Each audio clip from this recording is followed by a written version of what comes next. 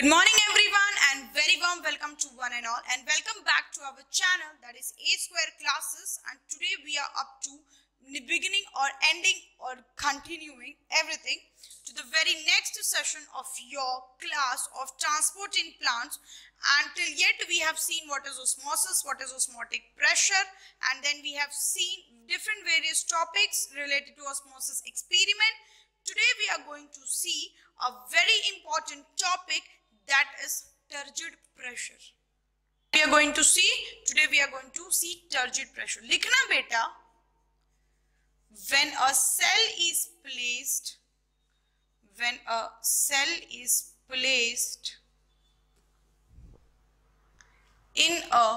hypotonic solution,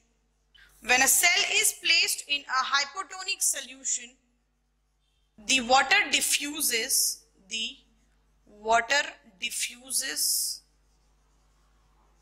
into the cell leading to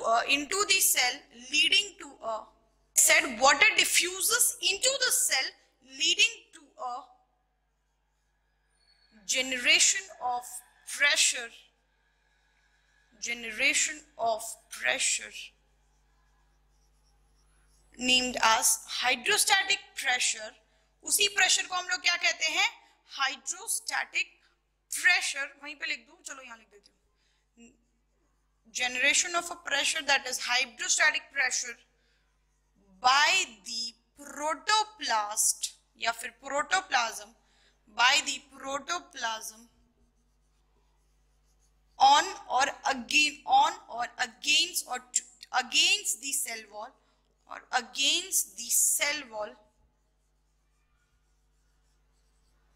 is called as osmotic turgid pressure. बेटा जी बहुत हो गया osmosis, is called as turgid. बहुत हो गई ऐसी बात है, आप ना बहुत ऐसे हो, सारी बहुत हार्ड चीजें हमेशा लिखवा देते हो. क्या लिखवाया है ये कुछ भी नहीं समझ में आया. ठीक है, अब समझाती हूँ ना बेटा, डायग्राम से समझना. ये डेफिनेशन एनसीईआरटी कहता है, लेकिन हमें खुद भी तो समझ में आना चाहिए ना मैम. हाँ बिल्कुल बेटा. तो ये देखना, अगर ये एक हमारा सेल है, ब्यूटीफुल सेल, ये क्या है? प्रोटोप्लाज्म. इस प्रोटोप्लाज्म में क्या प्रेजेंट है? वैस्कुलर, वैक्यूल और सैप. बेटा सेल बायोलॉजी याद करो, structure of cell. Vacuole sap present है कि नहीं प्रेजेंट? Vacuole SAP. ये क्या है? चलो मैं थोड़ा और बड़ा प्रोटोप्लाज्म बना देती हूँ. प्रोटोप्लाज्म, ठीक है. This is what cell wall. Cell का स्ट्रक्चर हो गया ये. इसी ब्यूटीफुल सेल को, ये वैक्यूल से पूरे हमारे, ठीक है बेटा, इसी ब्यूटीफुल सेल को हमने हाइपोटोनिक सॉल्यूशन में रख दिया. हाइपोटोनिक सॉल्यूशन मतलब सेल का कंसंट्रेशन सॉल्यूट प्रेजेंट ज्यादा होगा और वाटर का कंसंट्रेशन बाहर ज्यादा होगा. ये पूरा, this solution is what? Hypotonic solution. This is what? Hypotonic solution. ये हमारे सेल वॉल थे बेटा, ये हमारा प्रोटोप्लाज्म था. लाइनिंग्स देख लेना, मैंने कहाँ मार्किंग दिखाई, कंफ्यूजन नहीं होना चाहिए. ये हमारा वैक्यूल है, और वैक्यूल के आउटर मेम्ब्रेन को हम लोग क्या कहते हैं बेटा? अगर आज नहीं बताया ना तो ठोक दूंगी, ठीक है? टोनोप्लास्ट कहते हैं, ठीक है? चलो clear. So cell wall, protoplasm, then vacuolar sap, this is plasma membrane. Clear. और इसी को हमने हाइपोटोनिक सॉल्यूशन में रख दिया, इस ब्यूटीफुल सेल को. अगर ये हाइपोटोनिक सॉल्यूशन है, इसका मतलब यहाँ पे more and more amount of presence of क्या होगा बेटा? वाटर. हाँ मैम सही बोलते हो आप. तो ये वाटर क्या होगा? ऑस्मोसिस के थ्रू अंदर जाएगा. जब ये वाटर अंदर जाएगा ना बेटा, there is generation of few amount of pressure by the protoplasm on the wall of cytoplasm to maintain its turgidity. मैंने आपको टर्जिड क्या होता है, टर्जिडिटी क्या होता है, ये मैं पढ़ा चुकी हूँ. ठीक है, ध्यान से समझना. सो ये जो सेल मेम्ब्रेन बनाया ना, ये जो सेल वॉल के ऊपर है ना कुछ प्रोटोप्लाज्म प्रेशर जेनरेट करता है अपने सेल वॉल पे, और उसी प्रेशर को हम लोग कहते हैं that hydrostatic pressure it is called as static pressure is called as what? Turgid pressure. ये जो प्रेशर जो सेल ने लगाया वॉल पे for occurrence of the osmosis, such type of pressure is called as what? Turgid pressure. अब definition समझे? जो मैंने बताया वही राम कहानी है, सुनना समझना। When a cell is placed in a hypotonic solution, obviously मैंने भी सेल को हाइपोटोनिक सॉल्यूशन में प्लेस करवा दिया। हाँ मैम आप तो हमेशा सही हो, ठीक है। The water diffuse into the cell. बेटा ऑस्मोसिस क्या है? टाइप ऑफ डिफ्यूजन, पर जब वो वाटर डिफ्यूज होता है तो उसी को हम लोग ऑस्मोसिस कहते हैं। क्लियर? प्लस इस ऑस्मोसिस के ऑक्योरेंस के लिए सेमी परमिएबल मेम्ब्रेन की जरूरत होती है। क्लियर? सेमी परमिएबल मेम्ब्रेन, इतना तो पता ही है। तो ये सब चीजें हैं into the cell leading to generation of a pressure। उस मूवमेंट के वजह से एक प्रेशर जेनरेट होता है, and that pressure is what kind of pressure? That is hydrostatic pressure। पर वो प्रेशर जेनरेट किससे होता है? That pressure is generated through protoplasm. देखा, ये प्रोटोप्लाज्म था, ये वैक्यूल था, वैक्यूल का आउटर मेम्ब्रेन टोनोप्लास्ट, फिर प्रोटोप्लाज्म का मेम्ब्रेन साइटोप्लाज्म, sorry protoplasm का membrane plasma membrane, then cell wall, and then this all the story repeats। this pressure the cell wall on the cell wall or against the cell wall, बाहर हमारा cell wall है, ये देखो बेटा cell wall है, इस cell wall के against pressure generate हुआ है ना बाहर। अगेंस्ट मतलब अगर सेल वॉल का ये डायरेक्शन है तो हम इसके अगेंस्ट जा रहे हैं, समझ में आया?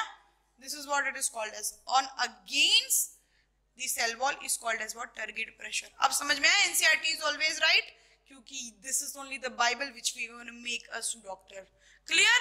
होली बुक है हमारे लिए बेटा। This is what NCERT says about turgid pressure. समझ में आया turgidity?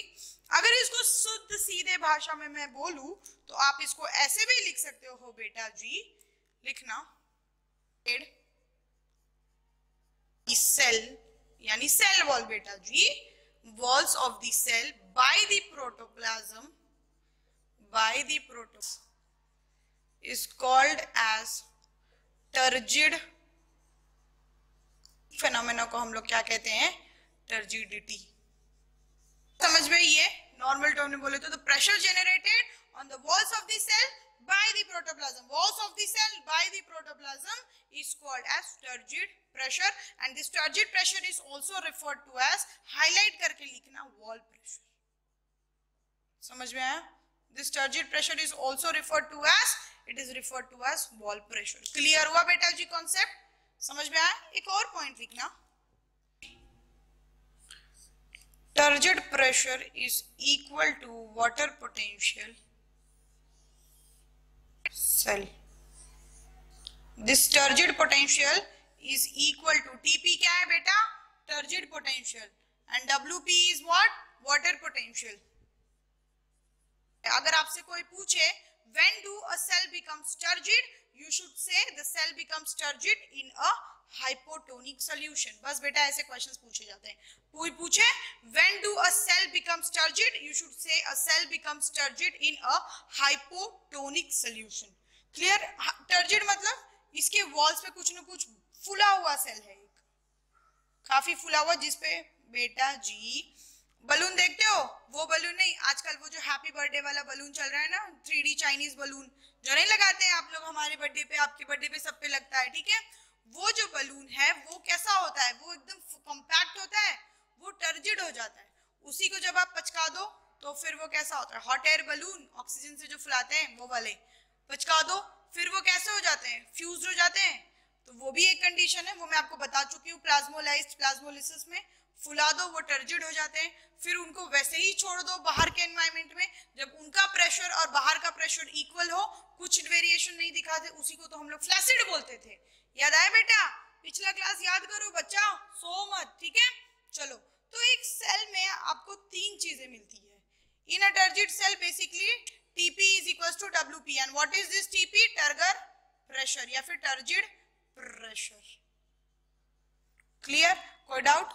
In a cell you can see these three things: plasmolyzed,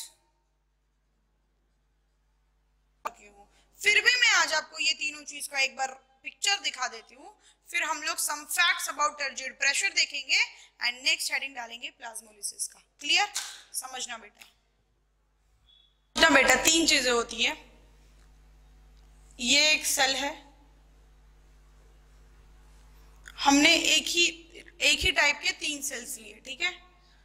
कोई भी सेल, आप जैसा सेल लेना चाहो ले सकते हो। 3 सेल लिया, उस सेम सेल को एक बार हाइपरटोनिक में रखा, फिर एक बार हमने हाइपोटोनिक में रखा, फिर एक बार हमने आइसोटोनिक में रखा। क्लियर? एक बार हाइपरटोनिक में रखा, एक बार हाइपोटोनिक से। बेटा सोल्यूशन की बात हो रही है, ठीक है? फिर चलान लगोगे मैम ये क्या हाइपोटोनिक सोल्यूशन मतलब सोल्यूशन हमेशा बेटा हम लोग सोल्यूट की कॉन्सेंट्रेशन के रिस्पेक्ट में बात करते हैं, with respect of solute concentration, ठीक है? सेम चीज यहाँ पे हाइपोटोनिक सोल्यूशन, एक सेल है हाइपरटोनिक सोल्यूशन है, इसका मतलब बाहर का कॉन्सेंट्रेशन कैसा है? बाहर का कॉन्सेंट्रेशन कैसा है? ज्यादा है, ये कॉन्सेंट्रेशन है। नॉट ओनली वाटर, सोल्यूट बाहर बहुत ज्यादा प्रेजेंट है, ठीक है? ये थे हमारे सोल्यूट, और कुछ सोल्यूट्स हमारे सेल ऑर्गेनल्स वगैरह सेल के अंदर भी होंगे। ये मान लेते हैं हमारे सेल का कॉन्सेंट्रेशन। सेम चीज अब इसमें क्या होगा पता है आपको?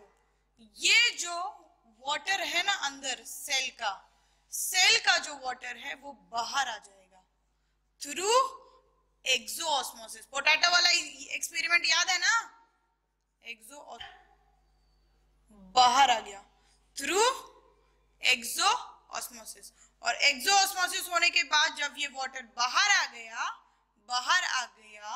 तो ये जो सेल है वो कुछ इस तरह से दिखेगा। क्यों? पिचकाया हुआ बलून कैसा दिखता है? ऐसा दिखता है कुछ। इसी सेल को हम लोग क्या कहते हैं पता है? समझ में आया बेटा? कॉन्सेप्ट क्लियर है? This is the process happening here is exosmosis. जब वाटर बाहर जा रहा है सबका सब, this cell becomes something in this way, and this type of cell is called as plasmolysed cell. Plasmolysis हुआ इनका। क्यों? क्योंकि बाहर का कॉन्सेंट्रेशन ज्यादा है विद कंपेयर टू सेल का इंटरनल कॉन्सेंट्रेशन, एंड अंदर वाटर ज्यादा है। तो जब वाटर बाहर ज्यादा है वो कहाँ फ्लो होगा? और इनके पास तो सेमी परमिएबल मेम्ब्रेन भी है, तो फ्लो हो गया, and this type the cell becomes in this way, and this is called as plasmolysed cell. Clear? Similarly, same story repeats when this cell is placed in hypotonic solution. इसका मतलब बाहर water concentration is more या फिर solvent concentration is more. Accepted? आप लोग कहोगे yes ma'am accepted. अंदर जो है water concentration less है क्योंकि अंदर more amount of solute present है। आपको दिख रहा है solute का concentration ज्यादा है। अब क्या होगा बेटा जी? ये जो water है वो अंदर जाएगा, जो बाहर का जो पानी है वो अंदर जाएगा। क्यों? क्योंकि बाहर का जो कॉन्सेंट्रेशन था वो कम था, बाहर का जो कॉन्सेंट्रेशन है वो कम था, पर सल्यूट का कॉन्सेंट्रेशन कम था। बट वाटर का कॉन्सेंट्रेशन कैसा है? ज्यादा है। अगर एक पानी में चार चम्मच आपने चीनी डाली और एक पानी में 2 चम्मच चीनी डाली, ठीक है? तो जो कॉन्सेंट्रेटेड सोल्यूशन कौन सा है? वो सल्यूट के हिसाब से जिसमें आपने 4 चम्मच चीनी डाली, ठीक है? लेकिन पानी किस में ज्यादा है? जिसमें आपने 2 चम्मच चीनी डाली। समझ में आया बेटा? ये वही वाला कॉन्सेप्ट है, ठीक है? तो चलो, तो यहाँ पे water concentration is more through endo, तो ये जो पानी अंदर जा रहा है that process is called as what? Endosmosis. बेटा कुछ नहीं, सेम पोटैटो वाला किस्सा है ये, कुछ अलग सा नया सा नहीं पढ़ा रही हूँ, ठीक है? तो समझना। अब ये वाटर कैसा बन जाएगा? फूल जाएगा, एकदम मस्त से बड़ा हो जाएगा, and this type of cell is called as what? Turgid cell. अभी तो मैंने आपको turgid pressure बताया कि due to osmosis there is generation of some amount of pressure on the walls by the protoplasm, that is called as what? Turgid pressure, and that cell becomes turgid. कब? जब हम cell को hypotonic solution में रखेंगे। Question बेटा ऐसे भी आते हैं, when does the cell becomes flaccid, when does the cell become turgid, and when does the cell become plasmolized? तो हमने प्लाज्मोलाइज्ड कब देखेंगे? जब सेल हाइपरटोनिक सोल्यूशन में होगा। सेल टर्जिड कब होगा? जब सेल हाइपोटोनिक सोल्यूशन में होगा। व्हेन डज what happens, अब हम लोग देखने वाले हैं बेटा what happens when the cell is present in isotonic solution। isotonic solution मतलब 1 2 3 4 5 6, 1 2 3 4 5 and 6। isotonic solution मतलब अंदर सेल के अंदर का जो कॉन्सेंट्रेशन है that is equals to cell के बाहर का कॉन्सेंट्रेशन। समझ में आया? सेल के अंदर का जो कॉन्सेंट्रेशन है that is equal to cell के बाहर का कॉन्सेंट्रेशन। क्लियर है? समझ में आया कॉन्सेप्ट? आइसोटोनिक सोल्यूशन क्लियर है? आइसोटोनिक सोल्यूशन वो सोल्यूशन अंदर का भी कॉन्सेंट्रेशन इक्वल है विद रिस्पेक्ट टू बाहर का कॉन्सेंट्रेशन। नंबर ऑफ सोल्यूटिज, आपने 2 ग्लास पानी लिया, दोनों ग्लास पानी में 2 चम्मच चीनी, 2 चम्मच चीनी, कॉन्सेंट्रेशन कैसा बना? आइसोटोनिक। यहाँ का भी कॉन्सेंट्रेशन सेम है, वहां दोनों ग्लास का कॉन्सेंट्रेशन सेम है। उसी टाइप ऑफ अगर ये सेल है तो यहाँ का दोनों का कॉन्सेंट्रेशन सेम है, that type is called as isotonic solution. इतना समझ में आया? इसमें क्या होगा? नेट अगर यहाँ से कुछ वाटर जा भी रहा है, same amount of water will come inside. So this type of cell is what? This in isotonic solution this cell becomes flaccid। समझ में आया? क्लियर है? न ज्यादा सूजा हुआ न ज्यादा पचका हुआ, ऑन एन एवरेज जैसे सेल को होना चाहिए। वो बलून न कुछ ज्यादा टाइटली पैक्ड है और ना ही पचका हुआ है, वो ऑन एन एवरेज जैसे बलून होता है वैसा बलून है। तो इस टाइप ऑफ सॉल्यूशंस में द सेल बिकम्स फ्लैसिड। तो अगर आपसे कोई पूछे प्लाज्मोलाइज्ड सेल किस में हो जाएगा तो आप लोग क्या कहोगे? हाइपरटोनिक में। अगर आपसे कोई पूछे when does the cell becomes turgid, आप लोग बोलोगे बेटा हाइपोटोनिक सोल्यूशन में। और अगर आपसे कोई पूछे when does the cell becomes flaccid, आप लोग बोलोगे आइसोटोनिक सोल्यूशन में। क्लियर है? जब दोनों का कंसंट्रेशन इक्वल है एंड दोनों ने अपना प्रेशर मेंटेन करके रखा है and then there is no external pressure, जितना पानी जा रहा है उतना आ रहा है, उसी प्रोसेस को हम लोग क्या कहते हैं? Flaccid type of cell. Clear? So give the very next heading as some facts about turgid pressure या turgidity, जो भी आपको डालना है डाल सकते हो। तो लिखो some facts about turgid pressure, that is, so I said let's see some facts about turgid pressure। What is turgid pressure? What happens? We have seen that what happens when a cell is placed in hypotonic solution, in a hypotonic solution and in a isotonic solution। तो isotonic solution में cell flaccid होता है, hypertonic solution में cell plasmolized होता है, and beta G in a hypotonic solution cell becomes turgid and due that happens what? उसी की वजह से deplasmolysis हो रहा है ना, that is also called as deplasmolized। वो मैं आपको बताऊंगी इस plasmolysis के बाद, फिर भी मैं चाहती हूँ कि you just make a note of it। Now we are going to see some important facts about turgid pressure। First of all, this turgid pressure is a centrifugal force. It occurs through a centrifugal force। What is this centrifugal force? Yeah, so make a note of it। This turgid pressure is a centrifugal force। And what is this centrifugal force? Suppose this is a cell, this is the nucleus, this is our protoplasm। What is centrifugal? From the center towards the circle radiature। इसी type of force को हम लोग centrifugal बोलते हैं। From the apex to the center जो force लगती है बेटा, उसी को हम लोग centripetal कहते हैं, centripetal। But the force occurring through the center towards away from the radius, that type of force is called as what? Centrifugal।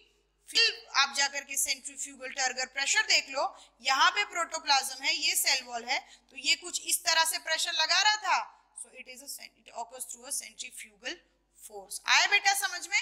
This is what it says, that turgid pressure is a centrifugal force। Accepted? आप लोग कहोगे yes ma'am, accepted। Another very important point about turgid pressure is the highest value of turgid pressure is found in full turgid cell। अगर एक cell turgid है, turgid मतलब अगर उसका बाहर का सोल्यूशन कैसा है? हाइपोटोनिक। एक सेल टर्जिड कब बनता है बेटा? जब बाहर का सोल्यूशन कैसा होता है? हाइपोटोनिक।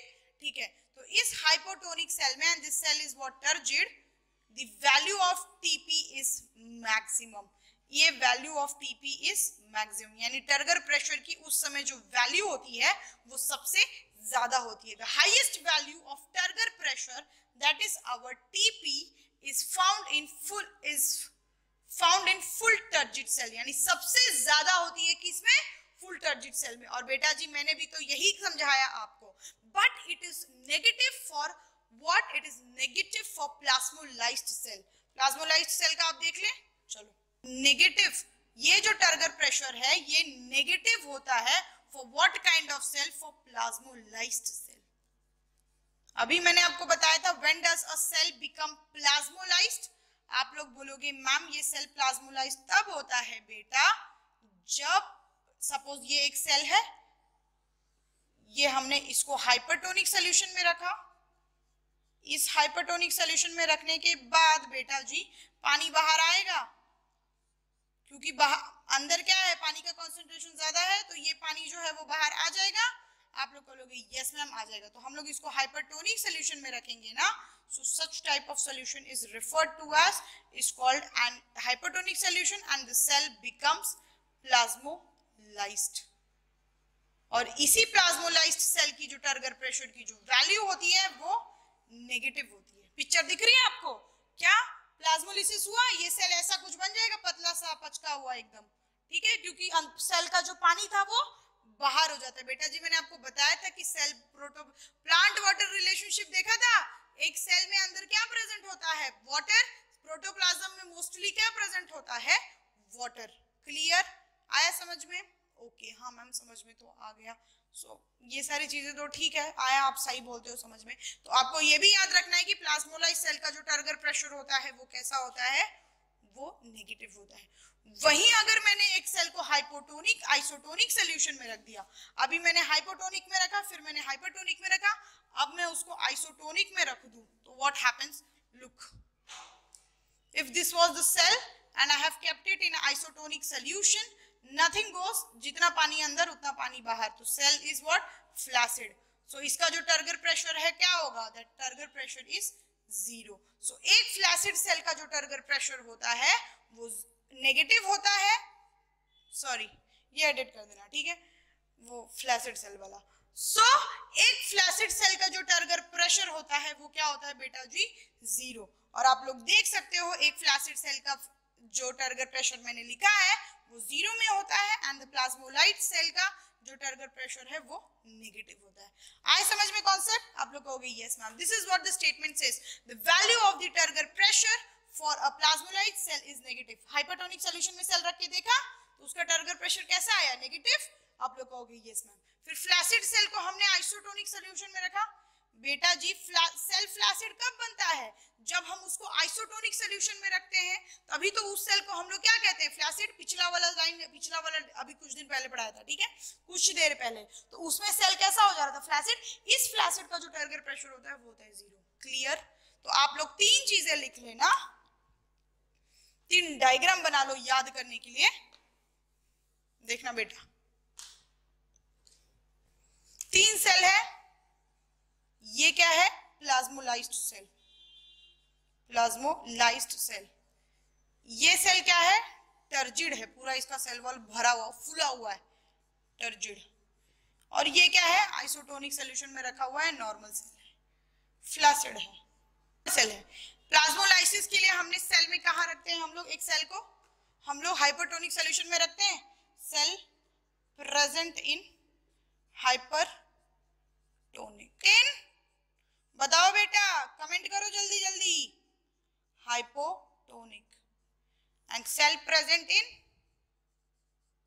तो अब देखना बेटा, तो यहां का जो टर्गर प्रेशर होता है वो हमेशा नेगेटिव होता है। अब समझ में आया, एक प्लाज्मोलाइज्ड सेल का जो टर्गर प्रेशर होता है वो होता है negative, and this is what the statement says, the value of the turgor pressure for a plasmolysed cell is negative. Plasmolysed cell का जो टर्गर प्रेशर, क्यों यहाँ पे कोई प्रेशर है, प्रोटोप्लाज्म ने कोई प्रेशर दिया अपने सेल वॉल पे, नहीं दिया ना, तो टर्गर प्रेशर क्या हो गया, नेगेटिव। अगर इक्वल होता तो वो 0 होता। एंड वही अगर आप लोग बात करोगे फ्लैसिड सेल की, तो फ्लैसिड सेल का जो टर्गर प्रेशर होता है वो होता है 0। क्यों? क्योंकि जितना पानी बाहर जा रहा है उतना ही अंदर जा रहा है, equal maintenance of osmotic pressure, osmotic potential and such type of, क्योंकि turgor pressure is equal to what, water potential था, तो टर्गर प्रेशर फ्लैसिड सेल में क्या होता है बेटा, 0 होता है।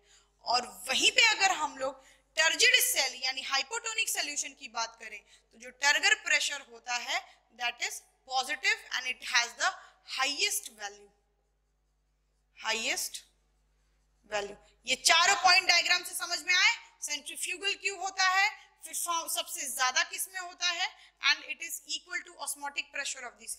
बताया था मैंने, जितना ऑस्मोटिक प्रेशर इस सेल का होगा वही उसका टर्जिड प्रेशर होगा।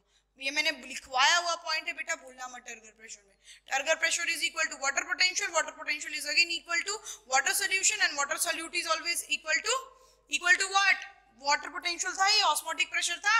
आपको मैंने ये स्टेटमेंट लिखवाया था, ये देखना, psi s is equals to बेटा माइनस ऑफ पाई, याद आ रहा है। And this solute, this psi s is equals to psi w when psi p is equals to 0। जब आपका हाइड्रोस्टैटिक प्रेशर या फिर बाहर का जो प्रेशर है वो 0 हो जाएगा, तो this psi s is equals to psi w and this psi s is again equal to minus pi। Accepted बेटा? आप लोग कहोगे यस मैम एक्सेप्टेड, ठीक है। चलो तो इस psi s की जगह psi w डाल दें, psi w is equals to osmotic pressure in a turgid cell, और यही कहता है and it is equal to osmotic pressure in a turgid cell। Equation से भी देख लिया, समझ के भी देख लिया, क्या कहता है वो देख लिया। आपको एक चीज बता दूं, जो टर्गर प्रेशर है वो हमेशा एक कंप्लीट सिस्टम में होता है। That is first of all, एक सिस्टम जो है वो इनक्लोज होना चाहिए किसी न किसी सेल मेम्ब्रेन से, क्योंकि अगर सेल वॉल ही नहीं होगा तो क्या टर्जिड प्रेशर लगेगा? तो प्रोटोप्लाज्म किस पे प्रेशर छोड़ेगा? किसी पे भी नहीं। अगर सेल मेम्ब्रेन बहुत नाजुक होता है, अगर टर्जिडिटी या टर्गर प्रेशर सेल मेम्ब्रेन पे लगा तो सेल मेम्ब्रेन बर्स्ट हो जाएगा। आया समझ में? सो what it says, turgor pressure is not applicable for a free solution। जैसे कि आपके ब्लड वेसल्स, अगर ब्लड वेसल्स में अगर या फिर आपके कंडक्टिंग सिस्टम में जो सोल्यूशन प्रेजेंट है उसमें कभी भी हम लोग ये सारी चीजें नहीं देखते। टर्जिडिटी हम लोग हमेशा एक एंक्लोज्ड या फिर where there is a presence of semi permeable membrane, where there is a presence of cell wall, there only we can see a proper type of turgor pressure। This is called a solution in the vessels and this is only applicable of osmotic system। osmotic system मतलब presence of semi permeable membrane, presence of semi permeable membrane, और दूसरी चीज presence of cell wall and presence of cell membrane। आया समझ में? कुछ questions पूछूं मैं आपसे? पूछूं? इतना तो पूछ ही सकती हूँ। चलो मिटाओ, फिर पूछती हूँ अच्छे अच्छे क्वेश्चंस, ठीक है? चलो क्वेश्चंस है आपके लिए। What would be the psi p of the flaccid cell? बेटा अभी तो बताया क्या होता है फ्लैसिड सेल का पोटेंशियल, क्या होता है psi p is क्या, psi p क्या होता है? psi p is that hydrostatic pressure, hydrostatic या फिर प्रेशर पोटेंशियल इसको बोलते थे ना बेटा, psi p याद करो। एंड फॉर फ्लैसिड सेल मैंने अभी लिखवाया है कि वो क्या होता है, दैट इज इक्वल्स टू 0। क्योंकि टर्गर प्रेशर 0 होता है, then hydrostatic pressure is also 0। Isotonic में फ्लैसिड सेल कब बनेगा? जब एक सेल को हम लोग आइसोटोनिक में रखेंगे तब बनेगा। आप लोग कहोगे यस मैम बनेगा। Which organisms other than plant possesses cell wall? आप लोग मुझे बताओ जल्दी जल्दी, अदर देन प्लांट कौन कौन से? मैं आपको बता देती हूँ। मोनेरंस, मोनेरंस किसको कहते हैं? बैक्टीरिया। इसमें आपको एग्जांपल छोड़ दोगे तो एग्जांपल एक्सेप्ट लिख लेना मोनेरंस का। माइकोप्लाज्म में सेल वॉल सेल मेम्ब्रेन नहीं होता, माइकोप्लाज्म। बाकी ऑल मोनेरंस लिख सकते हो। All monerans, some protist, all fungi possess cell wall. फिर आप बोलोगे मैम ये आप लिविंग वर्ल्ड का क्वेश्चन यहाँ क्यों पूछ रहे हो, ये सेल वॉल से कनेक्शन क्या है? अरे बेटा जी मैंने आपको अभी तो पढ़ाया था, टर्जिड प्रेशर। टर्जिड प्रेशर, आखिर प्रोटोप्लाज्म किस पे प्रेशर दे रहा था? वो प्रोटोप्लाज्म एक सेल वॉल पे प्रेशर दे रहा था ना, समझ में आया? सो सेल वॉल इज इंपॉर्टेंट। अभी आपको और समझ में आएगा अच्छे से। What would happen when a plant cell is present in hypotonic solution? Ma'am आप बार बार एक ही क्वेश्चन क्यों पूछते हो हाइपोटोनिक सॉल्यूशन में? Obviously the cell will become turgid. Cell कैसा हो जाएगा? टर्जिड। लिख लेना, सेल बिकम्स टर्जिड।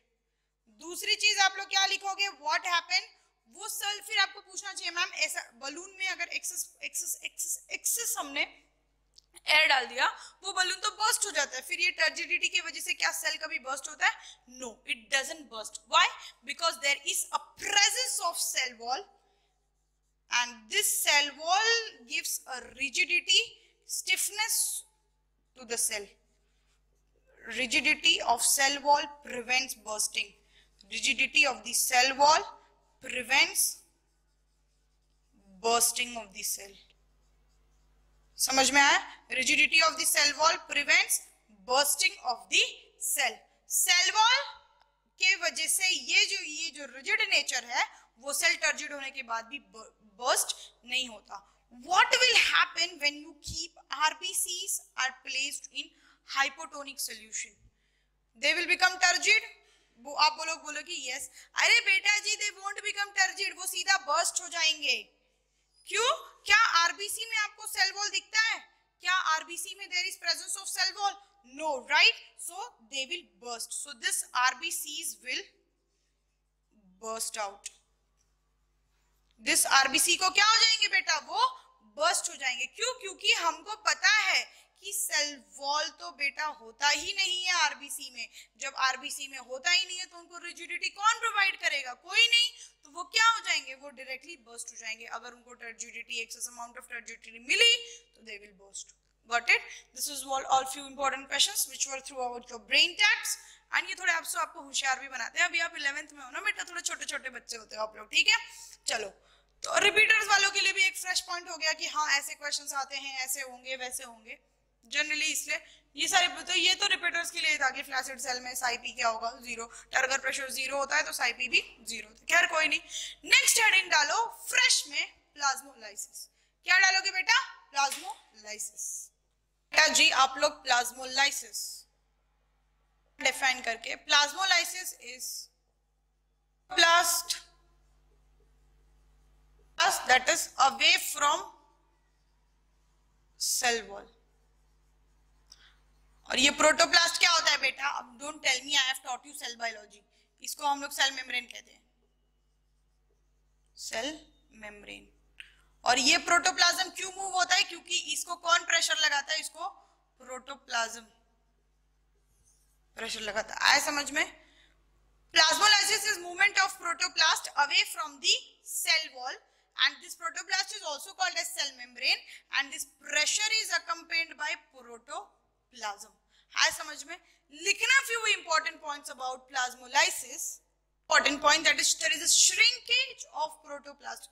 कह सकते हैं, बताया था मैंने, अगर ये एक नॉर्मल सेल है, इसको हमने हाइपरटोनिक में रख दिया. हाइपरटोनिक में ये क्या हो जाएगा? ये सेल जो है वो श्रिंक हो जाएगा, और उसी श्रिंकेज को हम लोग क्या कहते हैं? प्लाज्मोलिसिस. और वो सेल कुछ इस तरह से हो जाएगा. बेटा मैंने बताया ये चीज, ठीक है? तो यही वो कहता है कि ये जो प्लाज्मोलिसिस हुआ ये किसका हुआ? There is a shrinkage of protoplast, और it is a shrinkage of cell membrane. बेटा आदत डाल लो प्रोटोप्लास्ट की. सेल मेम्ब्रेन भी बोलते हैं इसको, ठीक है? सेल मेम्ब्रेन को ही प्रोटोप्लास्ट कहते हैं. सेल मेम्ब्रेन क्यों श्रिंक हुआ? क्योंकि फ्रॉम इट्स आउटर सेल, उसी श्रिंकेज को हम लोग क्या कहते हैं? We call it as plasmolysis. It occurs when water moves out of the cell and cell membrane or the protoplast of the cell shrink from its cell wall. क्या कहता है? पानी अंदर से जब बाहर चला जाता है तो क्या होता है बेटा? बेसिकली ये कहना क्या चाहता है? It occurs when there is a exoosmosis. है समझ में? Cell will shrink in exoosmosis. ये पॉइंट आपको याद रखना है बेटा, इंपॉर्टेंट है ये, ठीक है? एंड फिर ये जो मूवमेंट ऑफ वाटर हुई ना बेटा जी, वो कैसे हुई? Water move from high water potential to low water potential. High water potential आपको किधर मिल जाएगी फिलहाल? इनसाइड द सेल, क्योंकि मूवमेंट अंदर से बाहर हुई है बेटा जी, समझना, inside the cell. And low water potential आपको कहां दिखेगा? Outside the cell. क्लियर? एक और पॉइंट आप लोग लिख लेना, this plasmolysis is occurs only in living cell. Plasmolysis occurs in living cell. Living cell में ही बेटा जी प्लाज्मोलाइसिस होता है. क्या होता है? लिविंग सेल में बेटा प्लाज्मोलाइसिस होता है. दूसरी पॉइंट आप लोग लिखना चाहो तो लिख सकते हो कि during plasmolysis first water loses from, during plasmolysis water loses from cytoplasm, water loses from cytoplasm, and then from vacuole, and then from vacuole. And then water is lost from where? Was from vacuole. And this plasmolysis occurs in the living cell. एक living cell में ही हमेशा plasmolysis होता है. And during plasmolysis पहला पानी cytoplasm से loss होता है, फिर वैक्यूल से लॉस होता है. समझ में आया बेटा? कोई डाउट? प्लस ये जो प्लाज्मोलाइसिस है, it is an reversible process. लिख लेना बेटा, it is an reversible process. Ma'am अब ये क्या कॉन्सेप्ट है, आप प्लीज मुझे बताओ. ठीक है, मैं आपको समझाती हूँ. ये लास्ट वाला लाइन है तो छोटी सी लाइन, पर क्या कहता है वो समझना. ठीक है बेटा, एक सेल था, उसको हाइपरटोनिक में रखा through plasmolysis. And this occurs why? Because there is an exoosmosis. There is an exoosmosis. Water flows from inside the cell to outside. There is exoosmosis. पता है आपको? आप लोग कहोगे यस मैम पता है, ये तो अब हम रट ही चुके हैं, उसमें कोई डाउट नहीं है. ये जो फ्लैसिड सेल, ये जो प्लाज्मोलाइज्ड सेल हुआ ना बेटा, ये जो प्लाज्मोलाइज्ड सेल है, इसको मैंने वापस हाइपरटोनिक सॉल्यूशन में डाल दिया. हाइपरटोनिक सॉल्यूशन, इसका मतलब बाहर पानी कैसा है? ज्यादा है. अंदर का कंसंट्रेशन ज्यादा है, बाहर पानी का कंसंट्रेशन ज्यादा है. अंदर सॉल्यूट है, बाहर पानी है. Again there will be endosmosis. कुछ समझाने की जरूरत है? 2-3 क्लास से रट रहे हैं बेटा. There will be what? Endosmosis. आया समझ में बेटा जी बच्चों? There will be what? In a hypertonic solution endosmosis, cell will become वही राम कहानी है, कुछ अलग नहीं है, वही रामायण है. ठीक है, cell becomes turgid. So during this process of endosmosis when cell becomes turgid, क्या दिखा आपको? प्लाज्मोलाइज्ड सेल वापस टर्जिड में हो गया जैसा था. ये टर्जिड सेल था, प्लाज्मोलाइज्ड बना, वापस से इसको हाइपोटोनिक में रखा, ये टर्जिड हो गया. सो दिस प्रोसेस प्लाज्मोलाइज, यहां से यहां तक का जो प्रोसेस है, इसको हम लोग प्लाज्मोलिसिस कहते हैं, ऊपर वाला प्रोसेस. ठीक है, समझना. This process is called as plasmolysis. Similarly, when this flaccid cell is changed into turgid, again reversible हुआ. This process is called as what? Deplasmolized cell or deplasmolysis. इस सेल को भी हम लोग बोलेंगे deplasmolized cell, and this process is called as deplasmolysis. आया समझ में बेटा जी? क्लियर है? Plasmolysis, deplasmolysis, and this cell is called as what? Deplasmolized cell. Deplasmolized cell. Clear? समझ में आया? एंड यही होता है बेटा जी रिवर्सिबल प्रोसेस, जो मैंने आपको लिखवाया ना. This is reversible process. Plasmolysis, deplasmolysis के बाद again cell becomes turgid. In plasmolysis cell becomes plasmolysed. Clear हुआ? समझ में आया बेटा? समझे आप लोग मैं क्या कहना चाहती हूँ? क्लियर? लिखो few significance of plasmolysis, लिख लेना, then we'll understand what it is. Okay, right? Significance of plasmolysis. Significance of plasmolysis. First of all, it gives a very sure assurance that it is a living cell. कभी भी plasmolysis हमेशा living cell में होता है. मैंने आपको इसके पहले बोला हुआ है, लिखवाया है पॉइंट. तो अगर कोई सेल लिविंग है, उसको हम लोग कैसे पता करेंगे? तो उसमें अगर हम लोग पता कर लेंगे उसमें प्लाज्मोसिस, डीप्लाज्मोसिस हो रहा है या नहीं, then we can conclude, we can identify that the cell is living. So as of I said, as plasmolysis and deplasmolysis is a reversible process. वो रिवर्स होते हैं. दिखाया मैंने आपको अभी. डीप्लाज्मोलाइज्ड सेल, प्लाज्मोलाइज्ड सेल कैसे बन जाता है? टर्जिड सेल को ही तो हम लोग डीप्लाज्मोलाइज्ड सेल बोल रहे थे ना बेटा. आप लोग कहोगे yes ma'am. So basically it gives the idea of identification. दूसरा point, it also helps in food preservation. याद रख लो, याद रखने वाला पॉइंट है. One of the processes gives a food preservation. कोई स्पेशल प्रिजर्वेशन नहीं है. क्यों? क्योंकि वाटर मूव ऑन हो जाता है. देन बेसिकली अगर एक सेल में बहुत ज्यादा पानी है, एक सेल में बहुत ज्यादा वाटर है, ठीक है, we want, but this cell requires food. This cell requires energy for living. जब पानी बाहर जाएगा तभी तो फूड आएगा ना. फूड अंदर स्टोर होगा बेटा जी, तभी तो वो श्रंकन एक एरिया हो सकता है, कह सकता है वो अपना फूड प्रिजर्वेशन के लिए वाटर लॉस कर देता है, बट अपना फूड प्रिजर्व करके रखता है. दूसरा point, it elimination of weeds. Weeds वो है जो हैवी एक्सेसिव एरिया में ऑन वाटर पे पाए जाते हैं. आप जैसे देख सकते हो weeds like calotropis, water hyacinth, terror of Bengal बोलते हैं, क्यों? क्योंकि ये बहुत ज्यादा फैल गया था वाटर में, और यहाँ पे उसने क्या कर दिया, मैं समझाती हूँ, देखना वीड से क्वेश्चन आया तो यहाँ पे बहुत ज्यादा पानी है, मैंने कोई भी रिवर बॉडी ले लो बेटा जी, लेक ही ले लो, ये जो वीड है यहाँ पे ग्रो हो रही है। आपने देखा होगा पानियों में एक्सेसिव अरे नहीं पता, चले जाओ किसी नदी में जो थोड़ी पोल्यूटेड हो, वहां पे आपको ऐसे वीड दिख जाएंगे, वो पूरे पानी को कवर कर देते हैं। तो जब बेटा मैंने आपको बताया है कि जब आप नीचे जाते हो तो आपको ऑक्सीजन की कमी होती है इन वाटर की बात कर रही हूँ मैं, वाटर बॉडी में, किसी भी वाटर बॉडी में आप जब नीचे जाओगे, अब ये मत बोलना दिस वाटर बॉडी फोड़ दूंगी, ठीक है, like river, seas, estuaries, this are what water bodies, ठीक है। चलो, so when this weeds are present on the surface, they consume all amount of oxygen, they consume all oxygen.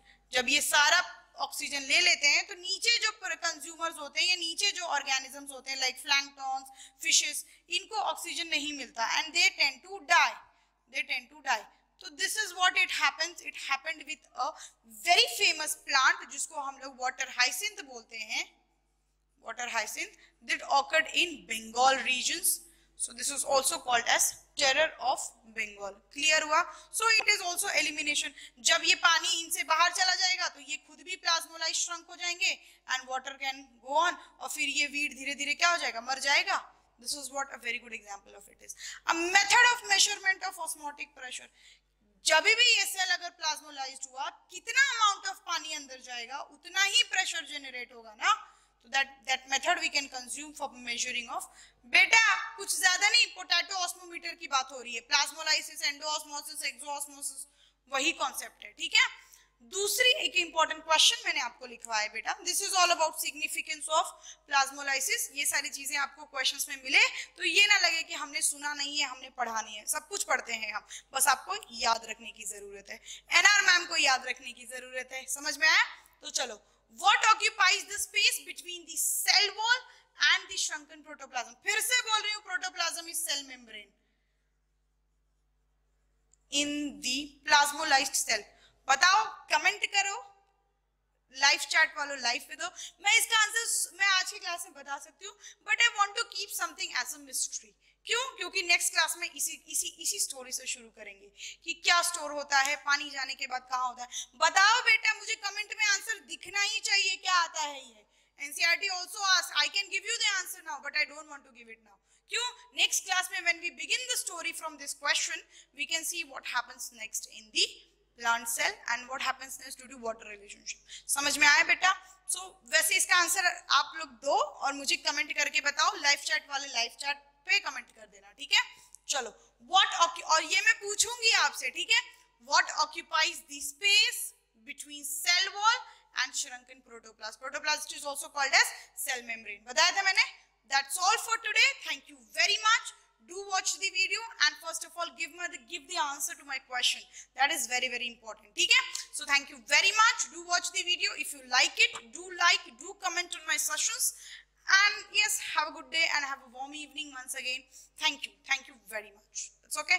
Chalo, tada, bye bye.